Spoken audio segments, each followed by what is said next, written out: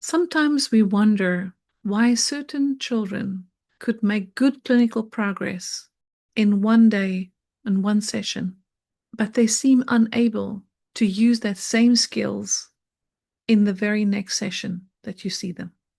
What if speech isn't simply an oral motor challenge, but the result of how the entire nervous system organizes movement?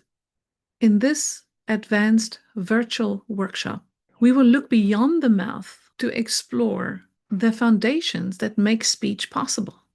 Together, we will examine how sensory processing, regulation, posture, praxis, motor learning, and relationships all contribute to a child's ability to plan and produce speech. When we understand these connections, our intervention becomes more purposeful, collaborative, and also effective. Designed for experienced speech-language pathologists, occupational therapists, and other interested professionals. This workshop brings together current motor learning theory, sensory integration, and neurodevelopmental practice to strengthen your clinical reasoning. We will work through practical assessment strategies, real clinical examples, collaborative intervention planning, and whole body approaches that support communication and honors neurodiversity while also reducing performance pressure.